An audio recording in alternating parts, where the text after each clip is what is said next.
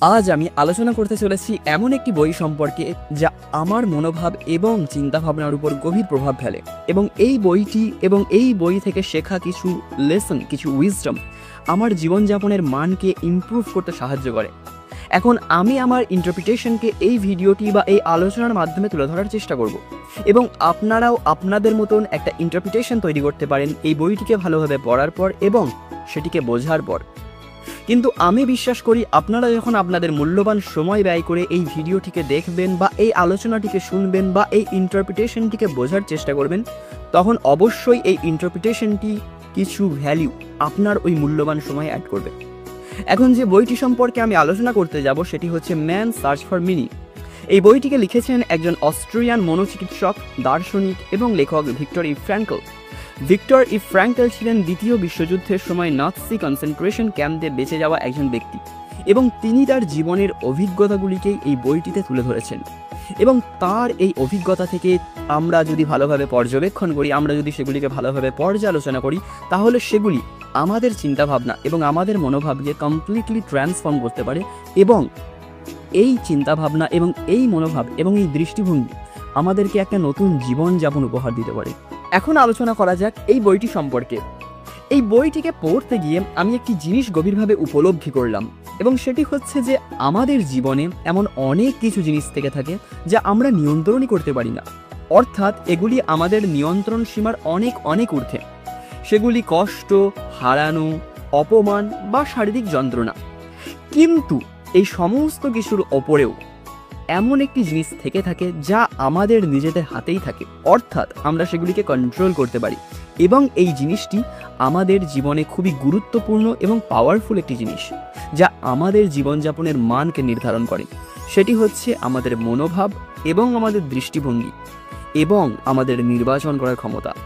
অর্থাৎ যে সমস্ত জিনিসগুলি আমরা নিয়ন্ত্রণ করতে পারি না আমাদের জীবনে, সেই সমস্ত জিনিসগুলিকে আমরা কোন মনোভাব বা কোন দৃষ্টিভঙ্গির পরিপ্রেক্ষিতে আমাদের জীবনে নির্বাচন করছি, সেটাই আলটিমেটলি ডিসাইড করে at the end of the day that how hour life will be or how much quality life will lead.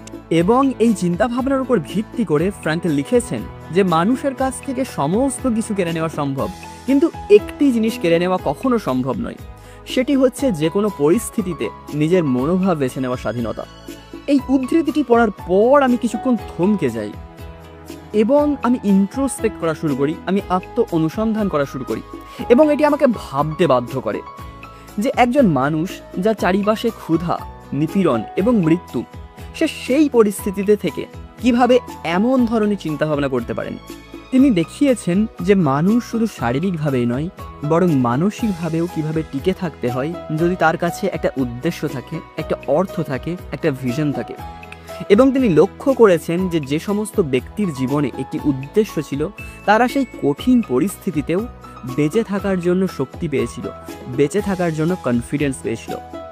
অর্থাৎ ভিক্টর ফ্র্যাঙ্কেলের এই আত্মজৈবনিক মনোবিজ্ঞান ভিত্তিক বইটির মূল বক্তব্য বা মূল দর্শন হলো যে কি ভালো জীবনযাপন লিড করার জন্য বা একটা ভালো জীবনযাপন করার জন্য যে জিনিসটি অত্যন্ত গুরুত্বপূর্ণ সেটি হচ্ছে আমাদের জীবনে একটি উদ্দেশ্য থাকা, আমাদের জীবনে একটি অর্থ থাকা, আমাদের জীবনে একটি দিক নির্দেশনা থাকা এবং আমাদের জীবনে একটি লক্ষ্য থাকা।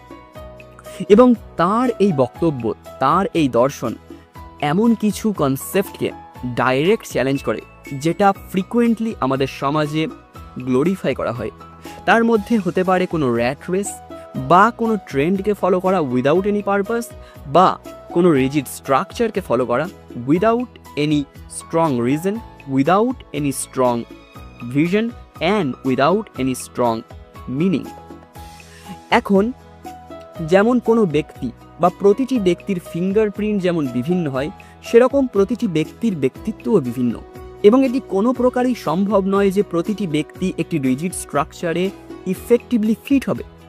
কিন্তু সমস্ত প্রবলেমের সূত্রপাত সেখান থেকেই হয় যখন প্রতিটি ব্যক্তি কোনো একটা এক্সটার্নাল ইনফ্লুয়েন্সের প্রভাবে এসে সেই সমস্ত বাক্সে বা সেই সমস্ত রিজিড স্ট্রাকচারে নিজেদের ফিট করার চেষ্টা করে এবং সেই ফিট করতে গিয়ে তারা সর্বপ্রথম যে জিনিসটি হারায় সেটা হচ্ছে তাদের ব্যক্তিত্ব। এবং এর পাশাপাশি তারা হারাতে থাকে তাদের জীবনের উদ্দেশ্য, তাদের জীবনের লক্ষ্য এবং তাদের জীবনের ভিশন তাদের জীবনের প্যাশন, এবং এখান থেকেই সূত্রপাত হয় all kind of the suffering and pain in the life, and they are struggling with all those pain and suffering throughout their life journey. এখন এই সমস্ত পেন বা সাফারিং এর উৎপত্তি ঘটে যে ধারণার উপর ভিত্তি করে। সেই ধারণাটি আমি এই ভিডিও শুরুর প্রথম দিকে আলোচনা করেছিলাম। সেটি ছিল যে আমাদের নির্বাচন করার ক্ষমতা বা আমাদের নির্বাচন করার স্বাধীনতা, অর্থাৎ কোন মনোভাব বা কোন দৃষ্টিভঙ্গির পরিপ্রেক্ষিতে আমরা কোনো জিনিসকে আমাদের নিজেদের জীবনে কিভাবে নির্বাচন করছি, সেটাই আলটিমেটলি ডিসাইড করে যে আমাদের জীবনের গুণগত মানের দিক নির্দেশনা কী হবে। অর্থাৎ আমরা আমাদের ব্যক্তিত্বকে গুরুত্ব দিয়ে একটা লং টার্ম পারপাসফুল লিভিং বা একটা লং টার্ম হ্যাপিনেসকে লিড করব, নাকি আমরা একটা এক্সটার্নাল ইনফ্লুয়েন্সের প্রভাবে এসে আমাদের ব্যক্তিত্বকে লুজ করব for the purpose of a temporary satisfaction. এখন এই যে এক্সটার্নাল প্রভাব বা এক্সটার্নাল ইনফ্লুয়েন্স, এটাকে কন্ট্রোল করা বা এটাকে নিয়ন্ত্রণ করার ক্ষমতা হয়তো আমাদের কাছে নেই, কিন্তু যে ক্ষমতাটি আমাদের কাছে আছে সেটা হচ্ছে যে এটিকে নির্বাচন করা। অর্থাৎ এই এক্সটার্নাল ইনফ্লুয়েন্সকে আমরা আমাদের নিজেদের জীবনে কিভাবে নির্বাচন করছি, এটাই আলটিমেটলি ডিসাইড করবে যে আমাদের জীবন কোন দিকে এগোবে, বা in which direction our life will move, in which way our life will move, or how much quality life or how much quality living we will able to live. এবং এই নির্বাচনই আমাদের জীবনে দুটি পৃথক রাস্তার সূচনা করে।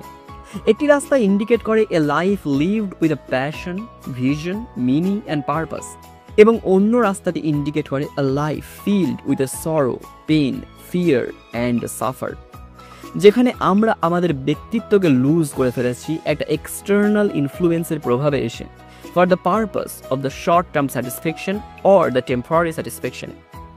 এখন আমরা কোন রাস্তা দিয়ে হেঁটে যাব সেটা কমপ্লিটলি নির্ভর করছে বা ডিপেন্ড করছে আমাদের নির্বাচনের উপর ভিত্তি করে, আমাদের ব্যক্তিগত নির্বাচনের উপর ভিত্তি করে। এখন আমি আমার ব্যক্তিগত নির্বাচনকে রবার্ট ফ্রস্টের একটি কবিতার মাধ্যমে ফুটিয়ে তোলার চেষ্টা করছি। That two roads diverged in a wood, and I took the one less traveled by, and that has made all the differences, and that has made all the differences.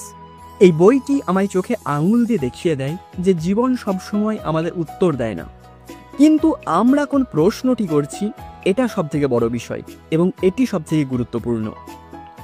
Frankl নিজে একজন চিকিৎসক হয়েও তিনি এখানে একজন পর্যবেক্ষকের ভূমিকায় ছিলেন, এবং তার পর্যবেক্ষণ আমাকে শেখায় যে জীবনের মানে সবসময় কোথাও না কোথাও লুকিয়ে থাকে, এমনকি অন্ধকারতম দিনে এবং অন্ধকারতম স্থানে।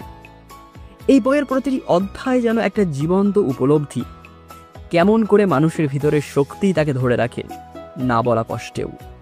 ধন্যবাদ। আশা করি এই আলোচনাটি আপনাদের ভালো লেগেছে, তাই আপনারা আপনাদের চিন্তাভাবনা কমেন্ট সেকশনে ব্যক্ত করতে পারেন। ভালো থাকবেন, সুস্থ থাকবেন। ধন্যবাদ।